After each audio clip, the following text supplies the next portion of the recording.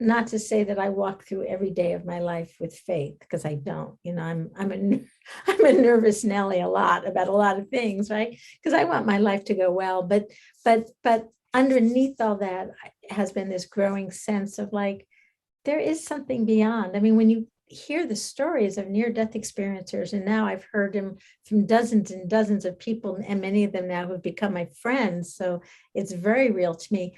And many of them are doctors now. I mean, there are doctors who are coming out and talking about their own near-death experiences. And as you mentioned, Eben Alexander and others. So, when you can think about these things as just part of how we are made as humans, that this is part of our minds and experience, our science, our bodies, who we are, rather than something out there on a throne with a long beard and a scepter or something, like the idea of God. It's a much more welcoming way. And so many people have near-death experiences. What they say is overwhelmingly people do have an experience of some kind of higher being, and they describe it as a light, kind of a light being, or that they're light beings. But what most people say is it's not denominational. It's not like, okay, Lisa, you weren't a good enough Jew, and no Christians are allowed here. There's none of that. There's none of that. It's just going back to a source of light. And in many ways, human beings have manufactured the kinds of, differences and distinctions. And again, some people, when they go and have a near-death experience, have seen Jesus and stuff, which is beautiful, I think, because I think Jesus was a great teacher. That's my perspective.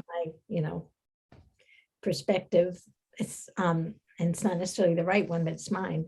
But the people of near-death experiences, many of them come back and say, really what we're talking about is there's like a source that is light-filled, and that love, what they learn is that love is really, the most important thing.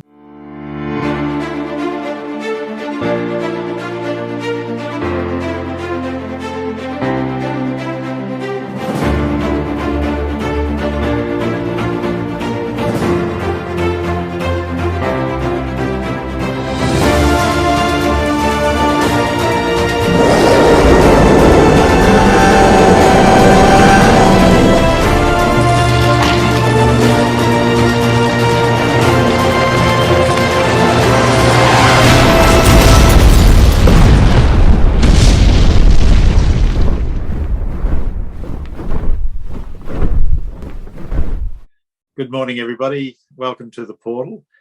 We've got a very special guest today, my friend Lisa SMARTT.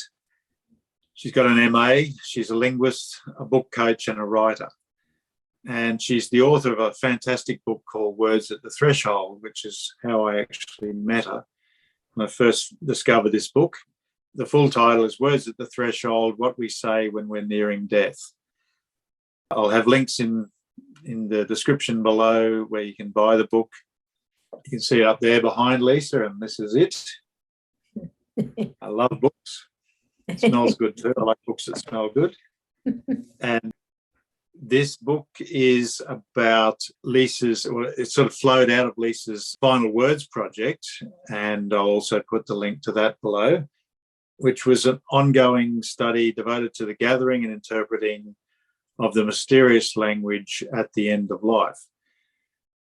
Lisa's somebody pretty special in her own right, but she's worked closely with the very famous Dr. Raymond Moody. He coined the word near-death experience, which is very well known now.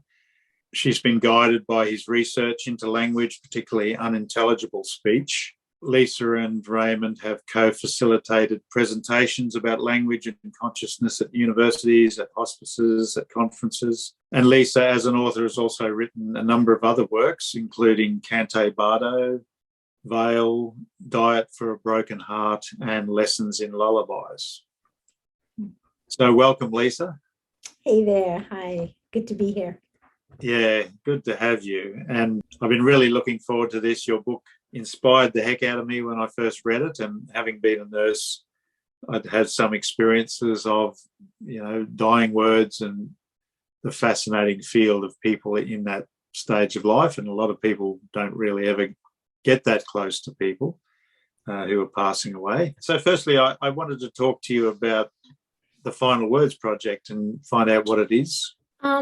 Let's see, I established it in 2014, and it's a project where with Dr. Moody, we've been collecting transcripts of people in their final days and weeks. And so it's a project where we're collecting final words and then analyzing the data. And at this point, because it's been many years, I'm doing most of my data collection either informally through friends or family who want to share transcripts with me, or through my website, where we have a kind of a submission process where people can share their final words and give consent. So yeah. Okay. Wow, that's fantastic. And it's such a brilliant idea. It's one of those things that everyone at some stage hears about final words from somebody famous, or, me being a Viking Age fanatic, the Vikings are really concerned about, not so much about dying, but that they died a really cool death and that they got remembered. And they try to always say something really cool when they just pulled the arrow out of their chest, or the guy who made this, who shot this, knew what he was doing, or the guy who made the arrowhead was a good craftsman, or, it's getting fewer and fewer good people to talk to these days and then drop dead. So final words have always interested me too. It's such a great project because with the internet we can share these sort of things with each other, and used to be you could only share if you could get something published or in a magazine. So there's so much coming out, isn't it? Yeah. Well, I wanted to mention one thing about the Vikings, because it's just very synchronistic.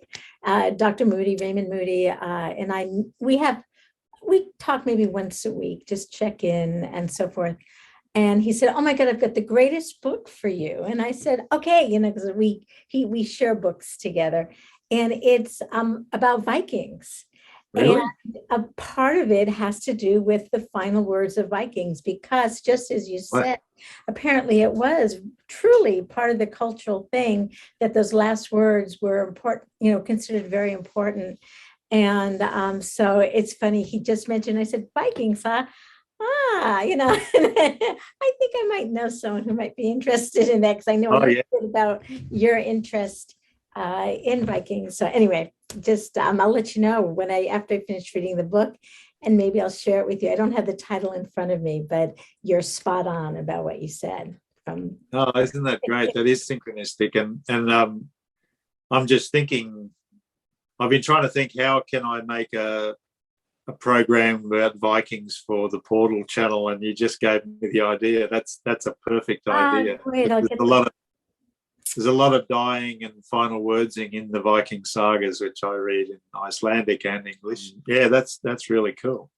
I know that your dad's passing and your experience spending a lot of time with him, and your chronicling of what he was saying and thinking about it as a linguist, and from your background in poetry and different things, you found his words so fascinating. Could you tell me what you found most fascinating about your father's final words? Oh my God, there was so much. It was like this rich treasure trove, because, my training is in linguistics, and I'm also a poet. So I have an ear for language, and I love words. And it was something my father and I shared, because he was also a poet. So he died very quickly over a 3-week period. And I lived about an hour away from where my parents were living at the time. And my mother called me just as he was sort of entering this dying process. He got a very, very bad infection, and the infection led to his dying very quickly. For a number of reasons. But my mom called me and said, "Oh my God, Lisa, I don't know what's going on with your dad. It's so scary." And at midnight last night, he walked out the front door in his underwear on a January evening. This was not characteristic of my dad at all. And so anyway, he walked down the front door, and he was obviously delirious from the infection.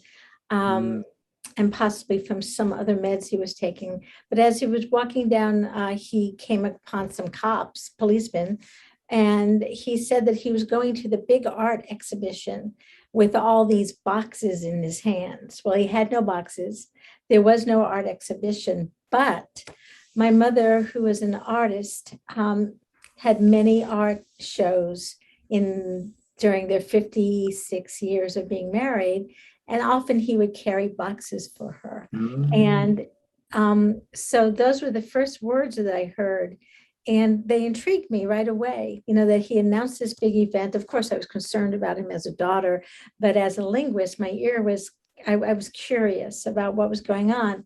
And then he knew right away that he was dying. And he wanted to just come home from the hospital. The cops took him to the hospital, but he asked to just come home to die because for a number of reasons, he knew he was dying. There were other issues as well, medically. And he came home and I just sat with him every day after work.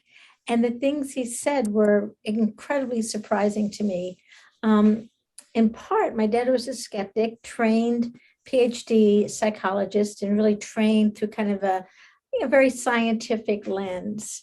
So when he started talking about angels in the room, of course, I was shocked because this was a man who didn't believe in angels. And there were a number of fascinating linguistic constructions and metaphors. And the language that came from him had almost kind of a poetic and mythic quality. And I just became intrigued by what was going on and what he was seeing, because it was clear to me that as he was dying, he was seeing things from another perspective, right? From a vantage point that was clearly different than the one I was used to hearing him from, or, from where, and obviously it was not a place that I was familiar with completely, but very intrigued by. Wow. And with somebody being so close, you must have really, there'd be a lot of nuance in what was going on too, a lot of nuance in the poetry of it all, like you said, because your mum was a painter and your dad helped. But yeah, for example, one night my dad said he had a really good friend, Jack, who had died about a year earlier. So he said, "You've got to tell Jack my modality is broken. My modality is broken, so I can't reach him."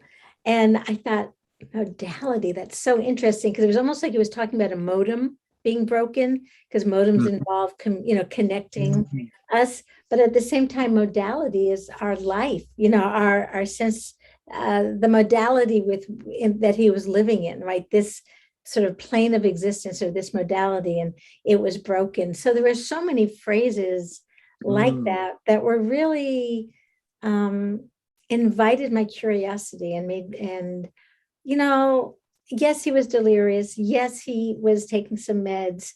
And what he said, so for another good example is at one point he said to me, "Oh, Lisa, there's so much so in sorrow." Yeah. And again, that is completely nonsensical, but by traditional standard rules, right? Such poetry, and that's the thing I love about your poetry and your work, is that you understand that nonsense, which I don't like the word much, but I know it's a good word in that it means nonsense, but it only doesn't make sense to somebody who doesn't know how to think as a poet or a painter. As talked about, the language of painting can be extremely just, this is a picture of that, or it can be completely different, and it can really throw people who want everything to be spelled out black and white, A, B, C, D, E, F, G. They won't like a more contemporary sort of work, but the contemporary work can be so much more beautiful and profound and resonant. Yeah. Sorry, keep going. Well, the whole idea of nonsense, one of the things I began to think about is what we think of as literal language or sensical language is rooted in the senses or the senses as we know them, right? And but if something is non-sensory or above the senses or around the senses or because we know that there's this kind of transcendental awareness that occurs when people are dying, or Kenneth Ring, one of the researchers in near-death experiences, has a term called transcendental awareness. And Ken did a lot of research into people who were blind, who had near-death experiences. And what happened, he had 32 in his sample. And I think at least 80% of them were born blind. So they never had the experience of having sight. And when they had their near-death experiences, they were describing moving out of their bodies, as people describe when they have these NDE'S, near-death experiences. They go out of their bodies, as people describe it. And so these people in the sample who were blind were able to see, or what they call seeing. Yeah, and what Ken calls it is transcendental awareness, that there seemed to be that when they left their bodies, they were seeing from another vantage point, a kind of a transcendental state that was beyond the senses. In theory, it's nonsensical for a blind person to say, I saw myself, right? That's a nonsensical phrase. And because it transcends our ordinary sense of the senses. But, Yes. And yet in the research, that was occurring, and so in Ken Ring's book, it's called Mind Sight. He chronicles the near-death experiences of these people in the sample who see after having never seen before. And so that is nonsense, right? It's not of the senses, but there is a level of awareness. So I always think of nonsense as being kind of an interesting term, because if something's not of the senses, it's only really nonsense in terms of this literal reality as we know it, or this plane, or this sensory plane. And it does sort of point towards that idea that our senses and especially our memories might be outside of us. They're not in the brain. There can be something else, which is a fascinating concept.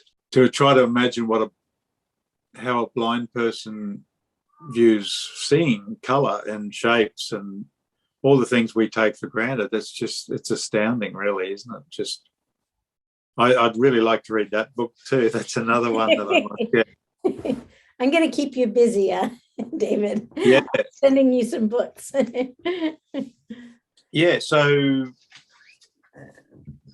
we'll sort of come back a bit more to the Words of Dying, but I just wanted to ask you about your creation of the Final Words project with Raymond Moody. As I mentioned before, he coined the term near-death experience in his best-selling book, Life After Life, which is still available out there, folks. And it's a must-read. It's a really great book. And his other writings are all fantastic. I'm just wondering how you managed to meet the great man and how your partnership came to be. It was so magical. The whole experience of doing this research and writing the book had really a sense to me of sort of destiny or fate, or it just everything seemed to lead up to these events, and it was very magical. I kind of almost felt my father's presence, or his hand behind me, kind of pushing me through these incidences after he passed on. Because what I didn't mention earlier is that I noticed some of this very interesting language, and then my father announced 3 days before he died that the angels tell me 3 days left, only 3 days. And wow. 3 days later, he passed on. And then what I did, we were in Berkeley, and my father and mother lived close to UC Berkeley, where I attended school and studied linguistics. And one of the first things I did is I went up there to the linguistics department, because I became very curious about the things that I heard from my father and his final words. So I went up to the linguistics department and talked to George Lakoff, who has done a tremendous amount in metaphor. And I said, I want to read journal articles and books about people's final words. I was very excited. And he looked at me kind of, he almost cringed, like, really? And I said, well, aren't there books? There are all these books about language acquisition, the language, how, in terms of how we start life. Isn't there research in the linguistics of end of life? And he actually said, I am not familiar with that.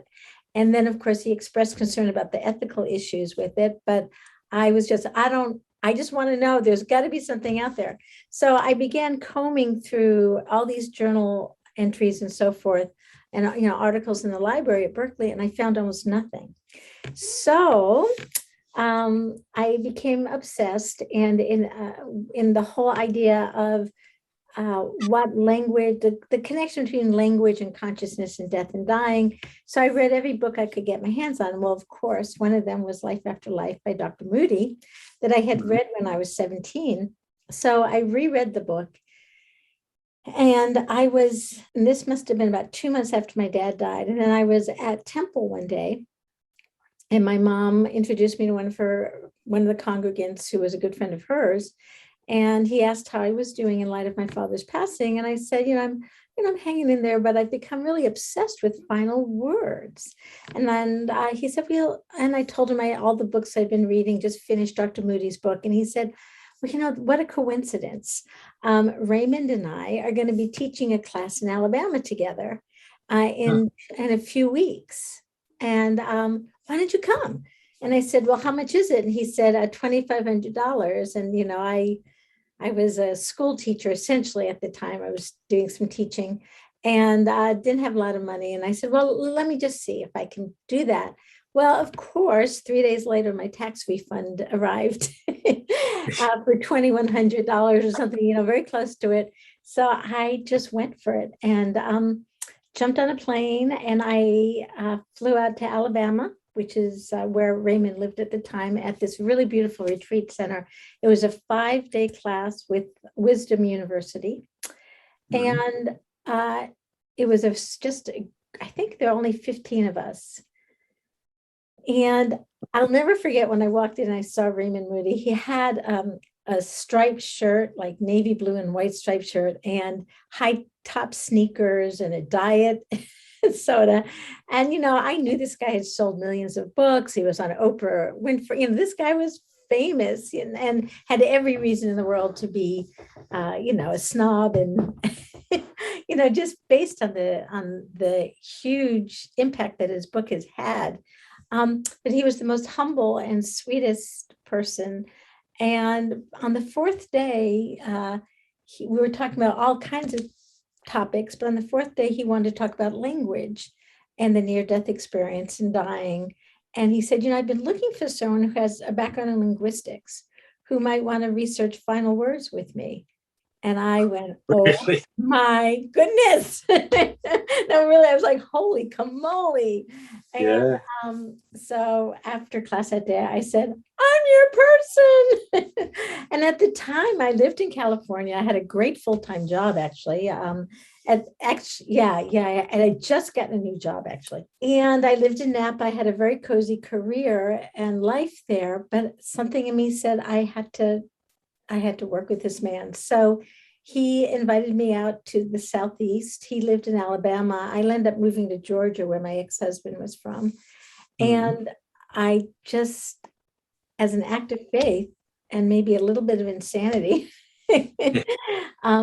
at 52, my daughter, who was just finishing high school, decided to stay back and stay with her grandmother. And my husband and I moved out to Georgia. And the other coincidence and craziness about all of this was my husband was from Macon, Georgia. And that was partly why he was excited about going back to Georgia. And then we found out that he and Raymond went to the same elementary school at the same time in Macon, Georgia. They both in their 70s had both gone to school together. They didn't know each other, but it was an incredible coincidence. So this whole process of doing this work, there was this kind of this intersection between my own kind of personal treasure hunt, and there are all these synchronicities involved that felt really like the hand of source, God, creator, the muse, my dad, whatever it was, something bigger than me. Yeah. And then there was, the more analytical part of really dissecting language, collecting the language samples. And it began by really studying at the foot of the master with Raymond Moody in terms of, how he defined consciousness. I was really concerned about controlling for medications. As we collected the data samples, I was like, well, shouldn't we know which medications they're on, because that'll affect their utterances? Well, of course, that is true. There's no doubt meds affect people a lot. But what Raymond argued, and I believe is true, and I've found it to be true in the data, is that those things that are truly universals transcend the medications and the illnesses. Just like with near-death experiences, it doesn't matter how someone dies. It doesn't matter what meds they've been on or anything. There are these collections of experiences that seem to be, a reflection of consciousness or non-local consciousness. So the same thing really turned out to be true with the language, but in the beginning, I really fought Raymond. I'm like, no, how can we collect data without knowing more about what the meds do, what certain meds do? Because we know, an antipsychotic, for example, is going to have different results than maybe morphine or, so on and so forth. And yet we did find that there were certain patterns that seemed to cut across the medications or the illnesses, just as Dr. Moody said. And so, of course, I listened and honored what Raymond said, and had really the great joy, and I still have it, of being in communication with him. And one of the things a lot of people don't know about Dr. Moody, he is an MD, and he also has a PhD in philosophy, and his specialty was unintelligible language. He studied nonsense, and he came up with 71 different types of nonsense. And, there's this whole thing that he calls the nonsense taboo, that if we hear something in terms of language that doesn't make sense to us, we completely disregard it. And yet, nonsense is an inherent part of being human beings. I mean, you look at all the books, Dr. Seuss or Silverstein, Shel Silverstein, Lewis Carroll. There is something about nonsense that hooks us as human beings. It's part of the human experience. So, and we see all kinds of different nonsense at end of life. And a lot of it's metaphors that people oftentimes dismiss as nonsense. So anyway, it's just been this incredible journey of studying with Raymond, finding a new friend. He and I have become very, very deep friends, but also someone who, like me, had a passion for language. And at the time, I was working with people with dyslexia, and I was really curious how language and cognition and in a way, consciousness or thought processes went together, right? How is the mind processing language? And so this has been a really exciting thing, because consciousness is sort of meta the cognition I was studying before. It's like the next level up, for lack of a different way. But it's just so interesting how our language reflects so much about who we are and the processes we're going through. So language, as people are dying, tracks certain processes. And if we keep our minds open to language and not judge things as nonsensical, we can really kind of get a foot into this other dimension that I have come to now believe we enter as we are dying. I didn't believe that when I began this research, but I'm convinced by doing this work that we definitely cross over to some other something, dimension or way of processing or seeing the world or something. I think we continue in some kind of way. Yeah, wow, fantastic. I find that testimonies from people who've been either atheists or very much don't have any, agnostic, don't have any kind of faith, or who are adverse to the metaphysical, who sort of, like, say, Eben Alexander, somebody like that, who's very, very medical and scientific, and yet then they realize it's real, and there's that wow factor. And for somebody like me, who was brought up fairly religious and have a sort of a faith background from quite a young age, it was a very different process for me, because I always believed it was more about what is it I believed, it was morphing and changing, and as I was influenced by different people. But your testimony is very strong to me, and gives me more faith in it, because it's not just somebody who wants to hold on to the comfort zone, the security blanket of their faith. So I'm scared of dying, I'll hold on to this. But somebody who doesn't have that, and then through all your research and experiences, you find that, yes, I believe there is life after death. And your way into it is so interesting, because it is, there's many, many people who've researched near-death experiences, but what you're doing, I just find terribly interesting. What people are saying, how language changes, and how it becomes much more mythic, poetic. And that's one.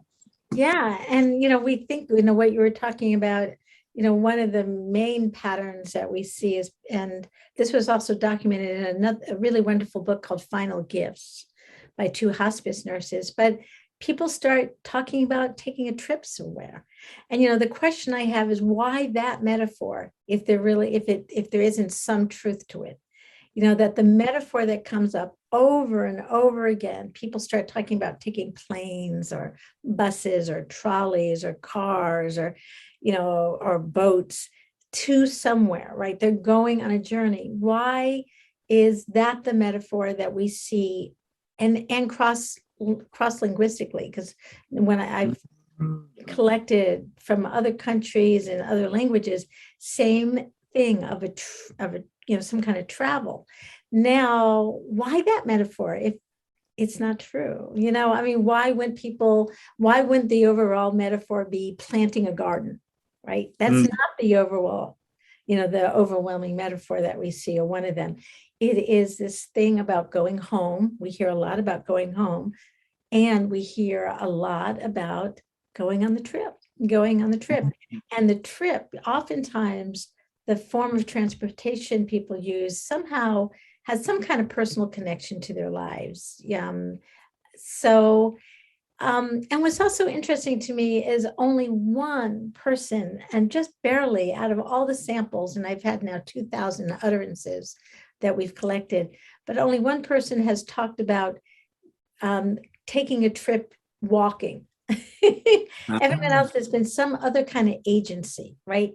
It's either a boat taking them, or a trolley, or a train. So this lack of agency, right? It's no one saying, yeah, get me my tennies, because I need, I'm getting ready for a big trip.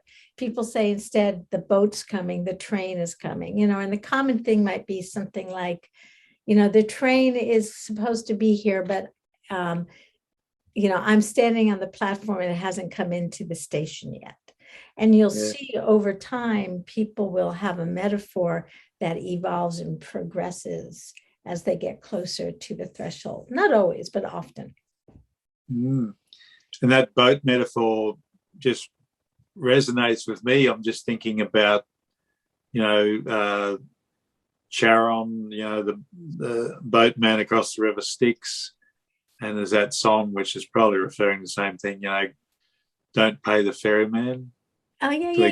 The other side. And it doesn't, the song, Stairway to Heaven have or something like that. Mm-hmm.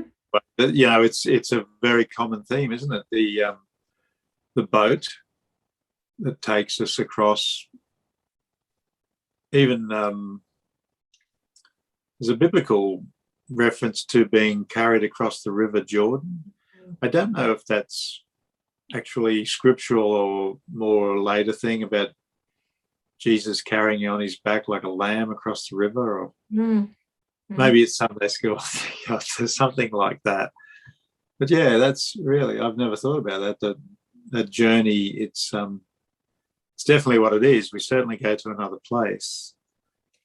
You know, it seems that way. I had one person who shared her transcripts, you know, who wrote things down and shared them with us. And she was a chaplain and worked with people in prison, actually. But anyway, one of the guys there kept saying, "I need my passport. I need my passport."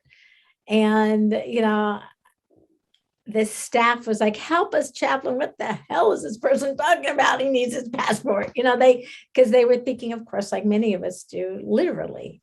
And the chaplain immediately thought, well, of course he needs his passport, right? So when she talked to him, she said, "Oh, yeah, you need your passport. So you're getting ready to go to that new country." And he's like, "Yeah, I'm getting ready to go to that new place," right? So, you know, if you listen, oftentimes you will hear. My mother is actually right now in the dying process, and I came out to be with her because she called me up and said, "I need some help wrapping things up. There are all these packages here that I need to wrap up." But that's a double meaning, right? Because there were no packages. And the metaphor is she's wrapping things up. And I've been here, and that's exactly what my mom's doing. I mean, she's wrapping things up in her life right now. And and hopefully I'm helping her do that. Yeah. Yeah. Well, that just made me think, as a poet, do you find that there's, where your poetry comes from is as if, you know, my idea of the portal, which is not just my idea, but it's that idea of connection between the other side. And I, as a child, I wrote not very good poetry, but I actually had a feeling of a connection there, and that the poetry just came to me rather than I made it up. But I'm just wondering what you experience as a poet when something like I'm wrapping it up and referring to boxes. It's beautiful poetry, really. It's what poetry is, and simile and that sort of stuff. Yeah. What do you experience when poems come to you? Yeah, thank you for that question. It has always felt like something, at least, let's just say, different than, you know, the Lisa who is shopping or doing an interview even. And I wrote a novel called Cante Barda, where this character just sort of came to me, and with that same feeling that poetry comes. He just announced himself and just came through me in very unexpected ways. And to me, that is the most exciting process in life.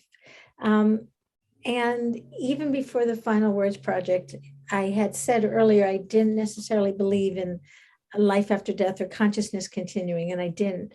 But I did always have the feeling that there may be a higher mind or some kind of muse that I would tap into as a poet and as a writer. And it is the most magical feeling in the world to me when that happens. And I remember when I was writing Cante Bardo, it all started out one morning. I was just writing my journal and I heard a voice, and it said, "Hi, I'm Carlos, and I'd like to tell you my story." And I'm like, "Oh my God, what the hell? Who the hell is this?" No, and then he described, "I'm from Cadiz, Spain, and I was a cantador. I sang flamenco." And I just let my hand go, and I just wrote down everything he said. And then I landed up going to Spain and doing, based on his inspiration, kind of following his lead and doing research into this book, but also a lot of it just kind of came through me. And, you know, where did that come from? You know, at the time, I believed in sort of Jung's idea of the collective unconscious. And it does seem that portal that you were just referencing, it does feel to me at my best moments that something opens and taps kind of the communal wisdom, knowledge, experience. And when I was interviewing people for my book, I would talk to psychics. And what a lot of psychics told me when I was researching Words at the Threshold is that when they did psychic readings and they were accurate, it was more they had symbols. They got their information symbolically or through images, and many of them told me they came to learn their own sort of internal lexicography or their lexicon. They had like a symbolic lexicon. Do you know what I'm saying? So one psychic, if she was sitting with you and giving you a reading and saw an apple, that would mean watch out, somebody's trying to poison you, like in Snow White. But for another psychic, it might represent a temptation, or another psychic, it might. So we have these collective symbols that we all share together. And that's kind of the heartbeat of poetry, end of life language, and also appears psychic information comes in those kinds of symbols as well. So it's a realm I love to live in when I'm there. And I can't, it's hard to, because when you got to pay your bills. Yes. and we live in this very sort of linear, non-symbolic reality. It's sort of like, to me, I feel like it's being bilingual, like living in the realm of myth and poetry and symbol and, paying the bills, which is like, you can't tell the phone company, sorry, I didn't pay my bill last month, because I was living in the metaphoric world of, connecting with something bigger than my phone. So anyways. Here in Australia, we get fined if we don't vote. Oh, wow. It's not a choice. You just have to vote. And if you don't vote, it's a reasonable fine. It's not huge, but yeah, it stings. And I didn't vote one time. It was only a local election, but I was painting for weeks, and oh wow, and I didn't know there was one on. And when I wrote to the local and said, I'm sorry, I was just in my studio painting. I don't listen to the radio, don't watch TV, don't read newspapers. I had no way of knowing. This is before the internet, really. It's like, sorry, we can't, can't make special rules for strange people like you. You're right. Artists and poets still need to pay their fines or need to vote. Yeah. But, I remember before my daughter was born, it was much easier for me. I remember there was this period where I felt very open to that kind of inspired reality, for lack of a better word. And then when my daughter was born, there was this period where it seemed like it kind of shut down, because like as a mama bear, I was, I really felt I had to be vigilant, and I had to be really careful not to sort of go off into that imaginary, what we call the imaginary realm. But what's so interesting about what we call the imaginary realm, there is something that's not imaginary about it. I mean, there are certain wisdoms and intuitions, or, when we look at the language of those who are dying, even the way my dad said 3 days left, the angels say 3 days left. So he was talking to the angels, whether that's real or imagined, I don't know. I mean, I believe it might be real. But he was living in an altered state that had a certain wisdom and reality to it.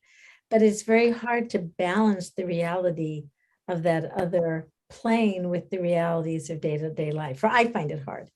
And, traditionally, too, we hear about great artists who went crazy or who were a little crazy. And I don't think you have to be a great artist and be crazy, but it is like when you open up that portal that you mentioned, you do open up to something different than, and it's logical to a lot of people. They find it illogical. How can that make any sense? It's nonsense, But there's a quote which I found in this extremely arcane book, and I keep thinking The Golden Bough, but I don't think that's the name of it. It was written by one of these sort of febrile young geniuses in the 30s about poetry, and it's called The White Something, but it's like this thick and it's incredible. It's all about myth and legend, but it's so deep and but one line really stood out to me. He said, domesticity is deaf to the poet. And I remember writing that down, going, right, I'm never going to get married. Because as an artist, as a painter, I consider myself a poet of the visual. And having been domesticated for the last 20 years, I can tell you, yes, it's true, but it doesn't have to die. But it's very difficult, as you said, just dealing with life, especially trying to pay for more than just two people when you got these little ones and all the things that go and all the taxing life around them. It does take you out of that place very strongly. You just got to be right here, right now. You can't dream off and skive around or lie in bed hungover for a day from the big party because you got to get the babies up and feed them and all that sort of thing. Which brings me to another interesting thing that you wrote about. You specifically said that there was research saying that parents and little children had developed a telepathic connection. And you also talked about at the end of life, not only was it observed that there was this amazing mythic sort of language, but also telepathic experiences where people felt a telepathic connection to their loved one and received, I guess, messages or images. Or could you tell us a bit about that? Yeah. So I'll answer that in two parts. First, the research about parents and telepathy was done by Jeffrey Lay and researchers.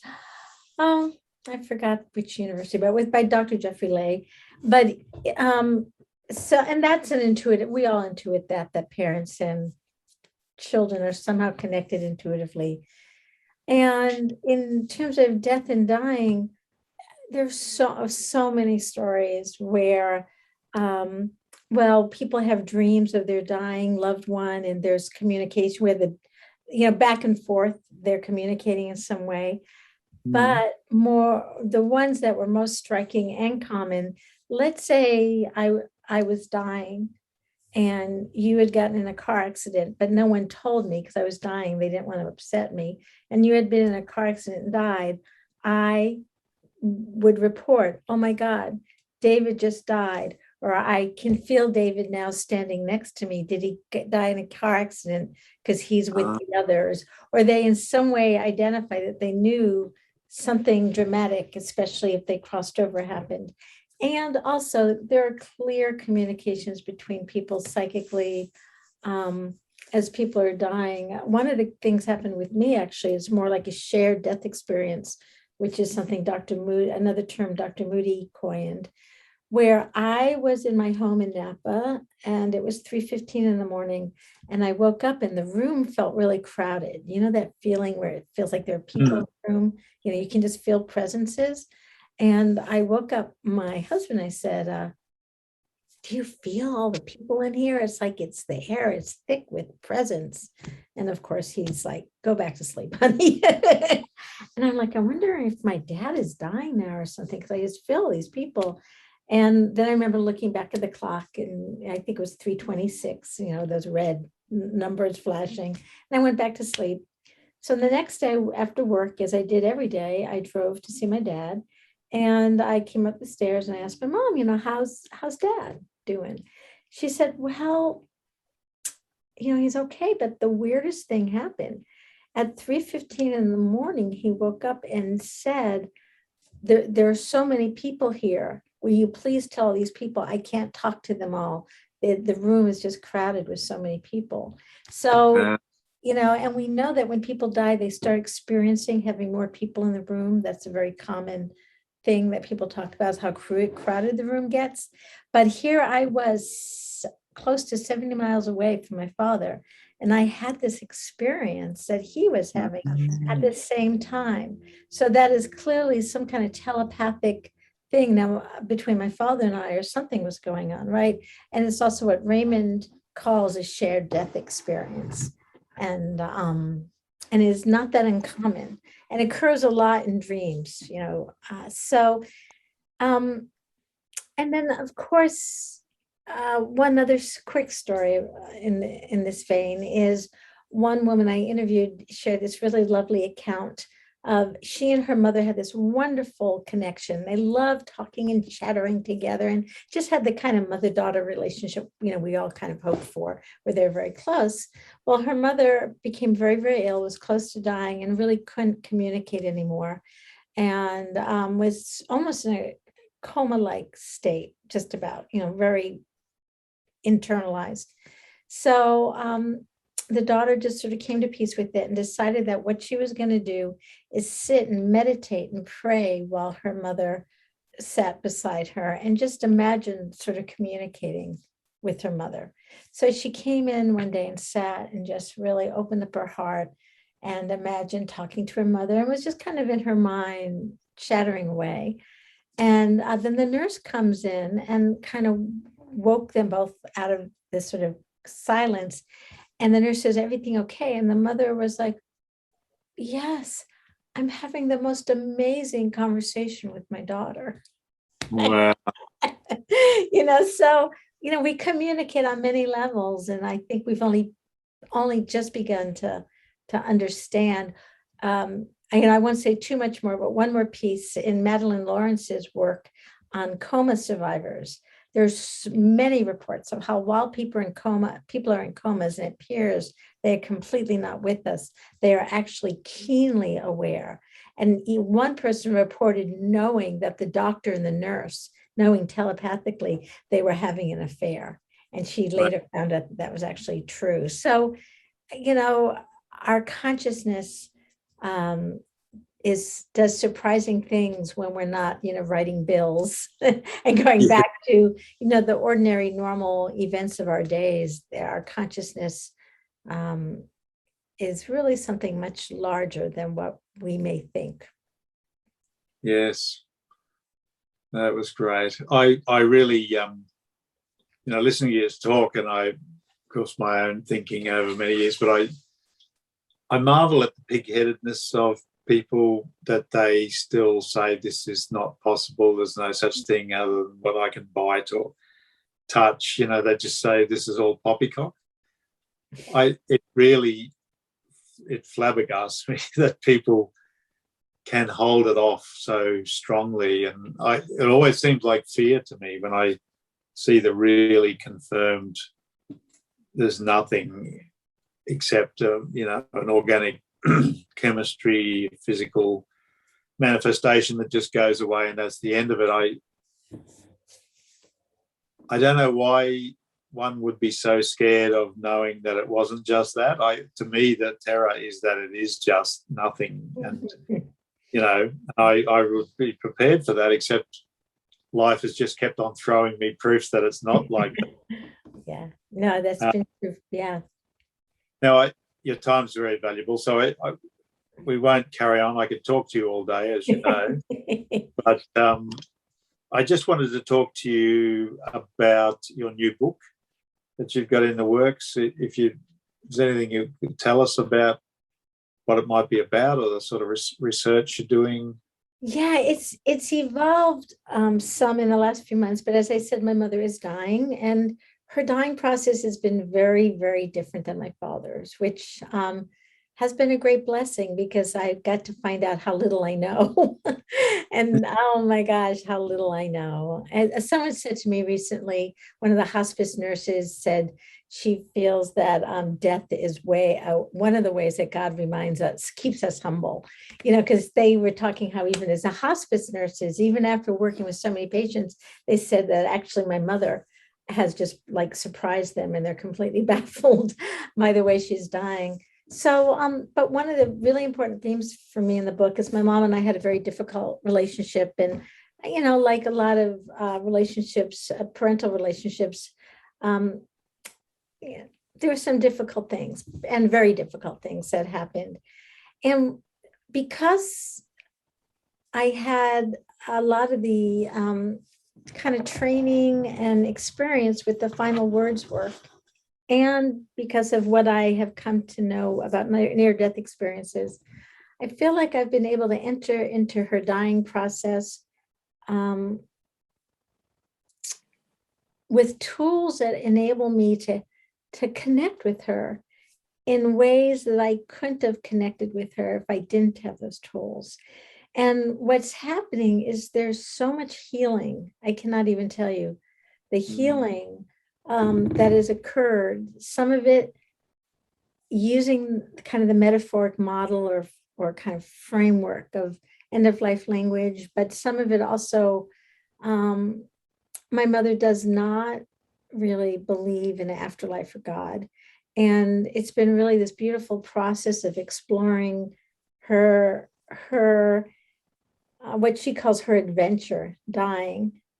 And so I'm writing about how we can take all the tools we know about death and dying and use it as ways to heal our relationships, because it's a time where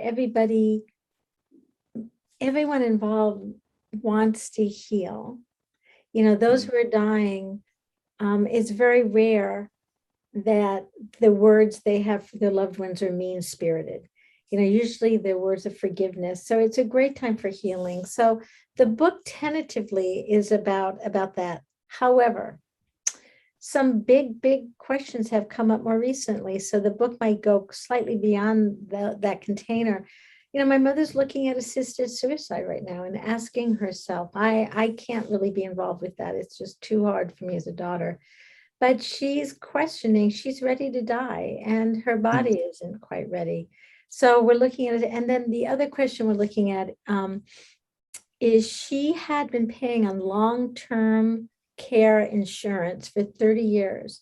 She paid $350 a month so that the insurance company would pay for her long-term care insurance. They have not paid a penny yet. And they gouged her. So again, we're back to dollars and cents, but I also really want to address our attitudes about really providing the kind of container that people need to die well and to heal those relationships. So, you know, we're spending a lot of money to keep her in a comfortable place. But so I'm looking at all the pieces that are needed for a healing. Right now, the book is called Healing at the Threshold, about, you know, what are all the pieces that need to be put in place. One is, how do you address this idea of assisted suicide? What about when the person wants to die? How do you deal with that as a family?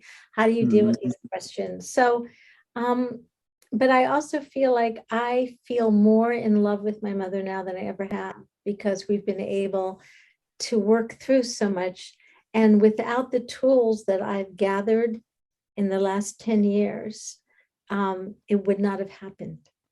It would not have happened.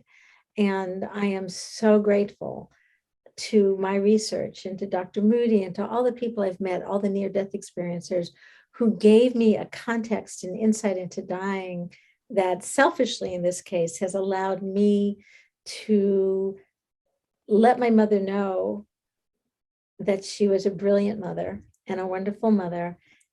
And I wouldn't have been able to do that 2 years ago, you know, with the same generosity and I wouldn't have been able to communicate it in the kind of language that she could receive. And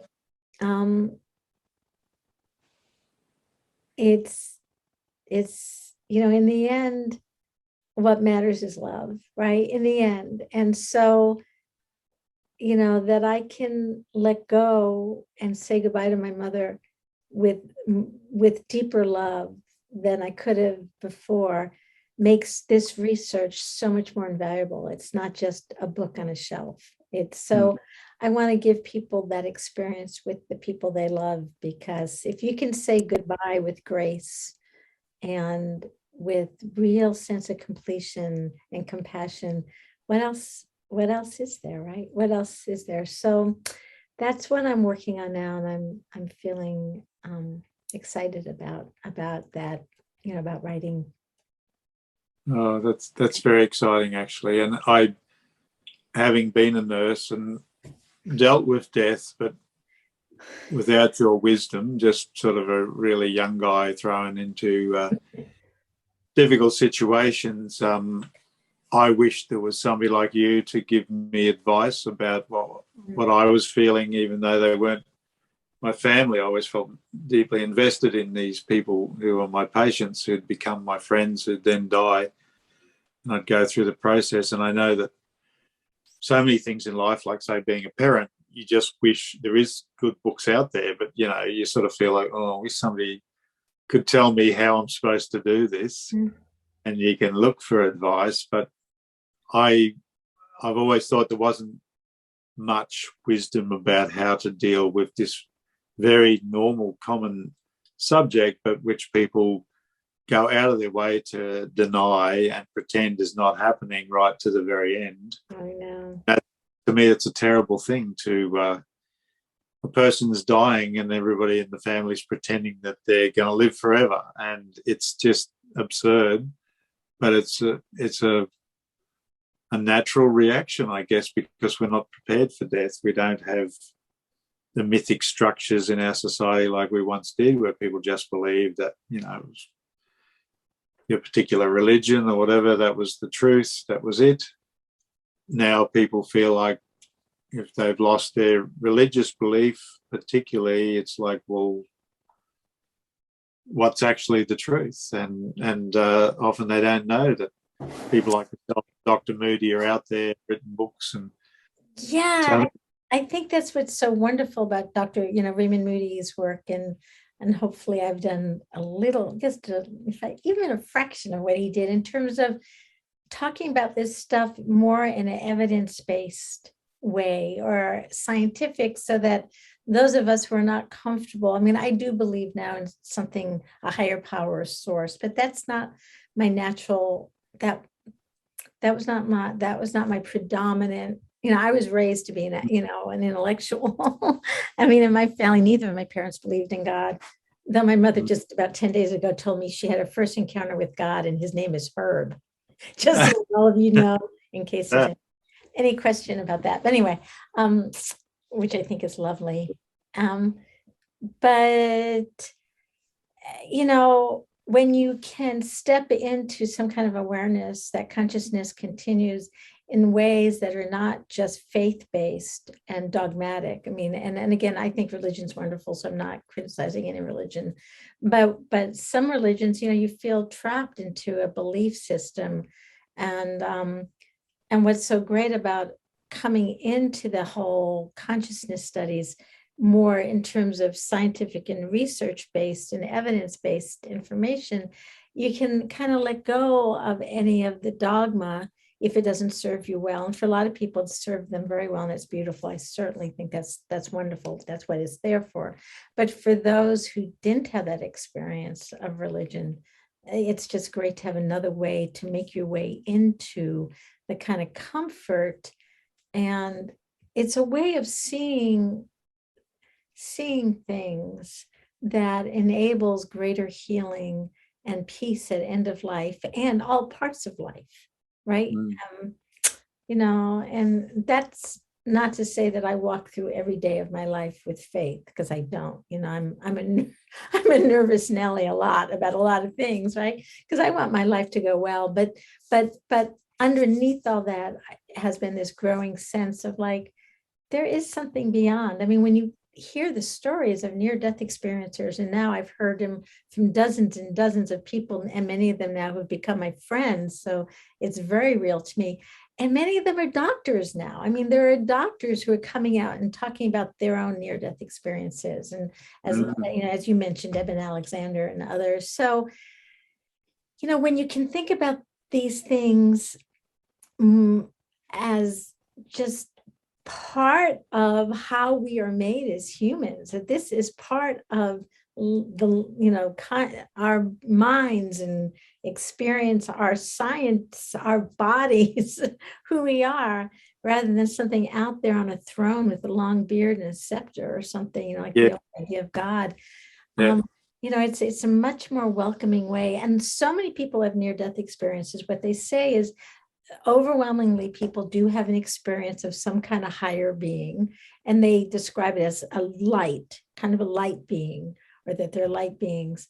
But what most people say is it's not denominational. It's not like, okay, Lisa, you weren't a good enough Jew. Uh, and no Christians are allowed here. I mean, there's none of that. There's none of that. It's just going back to a source of light. And in many ways, human beings have manufactured the kinds of differences and distinctions. And again, some people, when they go and have a near-death experience, have seen Jesus and stuff, which is beautiful, I think, because I think Jesus was a great teacher. That's my perspective. It's and it's not necessarily the right one, but it's mine. But the people of near-death experiences, many of them come back and say, really what we're talking about is there's like a source that is light-filled. And that love, what they learn is that love is really, the most important thing. But God has many faces, and I think that's awesome because we have many faces and we're made in her image. Yeah. Right? So it makes sense that God would have many faces. Yeah, that's right. And be called Herb at the same time. There's her and her, right? And Herb. Her and Herb. Yeah, I thought that was so sweet. She said, and he called me Susela. And I said, oh. Right. Susela. What's your mum's name? Susan. Oh, Susan.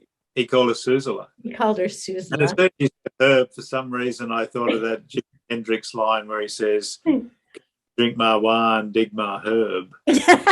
Well, that's true. Yeah, mom's pretty straight, but that's a perfect ending. That's actually the perfect final words, nonsense, profound there. So, yeah, thanks, Lisa. Thanks so much. Thank you. That was very. I look forward to talking to you again soon.